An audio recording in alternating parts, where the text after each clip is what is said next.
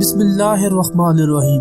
السلام علیکم دوستو، ہم نے پچھلی ویڈیو میں یہ کہا تھا کہ ہم آپ کو ایک کانفرنس کا قصہ سنائیں گے جو امریکہ میں ہوئی تھی۔ اس میں یہودی، امریکن اور انڈین لوگ شامل تھے اور زیر بحث موضوع تھا پاکستان۔ ناظرین، کانفرنس میں یہ کہا گیا کہ پاکستان وہ ملک ہے جس نے 1998 کے بعد ہر طرح کا ہتھیار بنا لیا ہے اور فائٹر جیٹ، میزائل اور ہر طرح کا ہتھیار بنا لیتا ہے، اور اگر اس کی معیشت کو دیکھیں تو پتہ چلتا ہے کہ یہ ملک تو قرضوں میں چل رہا ہے۔ اس کے باوجود یہ سب کچھ کیسے بنا لیتا ہے؟ دوستو، تاثر پوری دنیا میں پھیلایا جا رہا ہے کہ پاکستان ہر طرح کا ہتھیار بنا رہا ہے اور دوسری طرف اس کی معیشت کم ہے اور اس کی معیشت کم ہوتی جا رہی ہے۔ وہ دنیا کے لیے خطرہ ہے۔ بات شروع ہوئی تھی 1998 میں جب پاکستان نے ایٹم بم کے دھماکے کیے۔ بھارت اور دنیا جان گئی کہ یہ ملک اب مضبوط ہوتا جائے گا، اس پر فرنٹ وار نہیں کی جا سکتی۔ اسی سال انڈیا نے اپنے نوجوان طالب علم اسکالرشپ پر پوری دنیا میں، خاص طور پر امریکہ، فرانس اور انگلینڈ کی یونیورسٹیوں میں بھیجے۔ یہ طالب علم وہیں پڑھ کر عالمی مالیاتی اداروں میں ملازم ہو گئے۔ یہ لوگ کانگریس میں بھی بیٹھے ہیں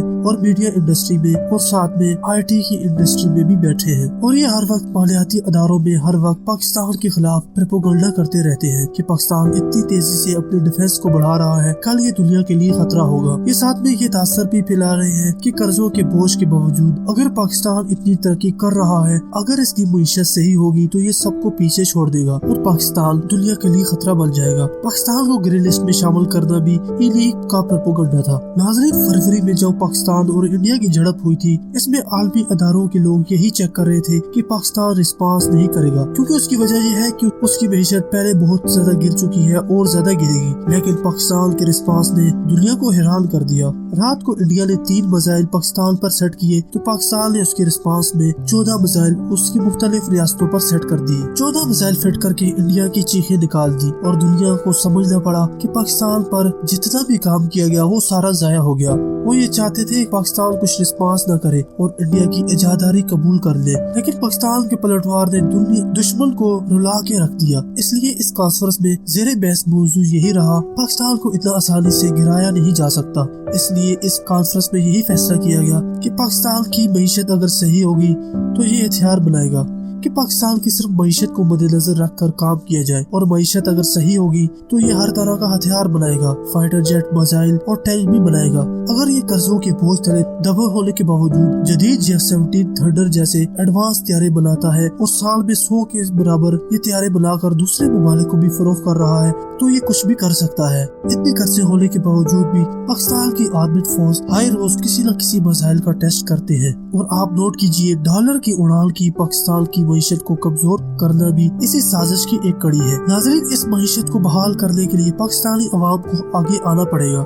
اس سے باہر نکلنے کا اور ڈالر کو نیچے لانے کا طریقہ صرف یہی ہے کہ ملک کے اندر بنی چیزیں استعمال کریں۔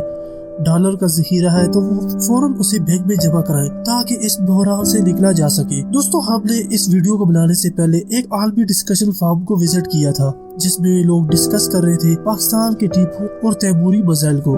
دوستو، میں نے وہاں پر جو دیکھا وہ یہ تھا کہ وہ لوگ یہ کہہ رہے تھے کہ کیا واقعی قرضوں میں ڈوبا پاکستان ICBM جیسی ٹیکنالوجی 16,000 کلومیٹر والے تیموری اور 12,000 کلومیٹر والے ٹیپو میزائل پر کام کر رہا ہے یا نہیں۔ اگر اس نے یہ بنا لیا ہے تو وہ پھر اسے دنیا کے سامنے لائے گا۔ اگر اس کی معیشت جب بھی صحیح ہو جائے گی تو وہ اسے دنیا کے سامنے لائے گا۔ ڈسکشن میں یہ بات بھی چل رہی تھی کہ اگر پاکستان نے ICBM ٹیکنالوجی بنا لی تو وہ دنیا میں اپنی بات منوا سکے گا۔ آپ یہ چیک کر لیں کہ ٹیپو اور تیموری کو ہم لوگ بھی زیادہ ڈسکس نہیں کرتے، مگر عالمی ماہرین اس پر ڈسکشن کرتے ہیں۔ عالمی ماہرین کے مطابق پاکستان نے ٹیپو میزائل تو بنا لیا ہے اور وہ صرف اس انتظار میں بیٹھا ہے کہ اس کی معیشت بحال ہو جائے۔ اگر ایسا ہوا اور وہ ٹیپو کو ٹیسٹ کرنے میں ذرا بھی دیر نہیں لگائے گا۔ دوستو، آخر میں یہی بات کہتا چلوں گا، اس معاشی بحران کو پاکستان کی عوام ہی نکال سکتی ہے۔ وہ میڈ ان پاکستان کی چیزیں استعمال کرے گی تو ڈالر ہم نیچے گرتا دیکھیں گے۔